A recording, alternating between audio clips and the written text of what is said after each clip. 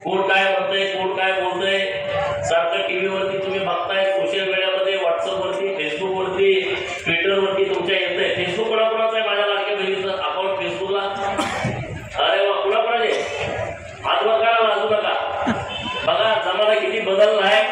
पहिलं पत्र यायचं, आपण लहान असताना पत्रास कारण की आईला नमस्कार, बाबाला नमस्कार, विनंती विशेष, मी खुशाल आहे, तुमची खुशाली कळवा, गायला पोट झाला का, म्हशीला रेडा झाला का, गाय दूध देते का, आपण पत्रात लिहायचो. बरोबर का नाही?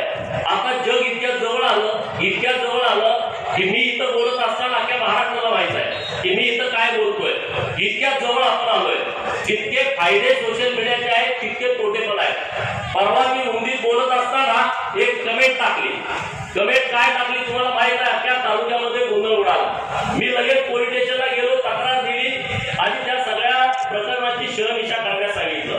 म्हणजे जेवढे फायदे आहेत तेवढे काही किरकोळ तोटे पण आहेत. आणि म्हणून तुम्हा सगळ्यांना माझी विनंती आहे की जत विधानसभा मतदारसंघ हा क्रमांकानं 288 आहे.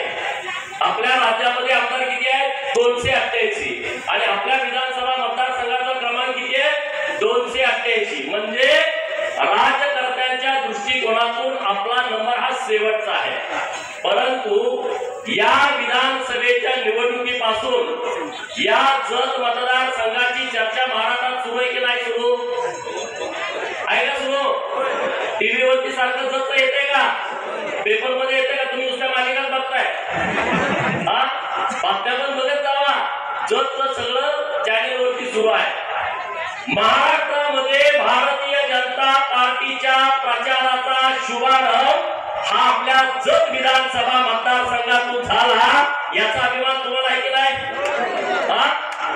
देवेंद्र फडणवीस साहेबांनी प्रचाराचा शुभारंभ जत मधून केला आणि त्यांनी बोलताना सांगितलं की इतर राजकीय पक्षांना जत विधानसभा मतदारसंघ शेवटचा असेल, पण माझ्यासाठी आणि भारतीय जनता पार्टीसाठी हा नंबर 1 चा मतदारसंघ आहे असं त्यांनी ठरवून सांगितलं.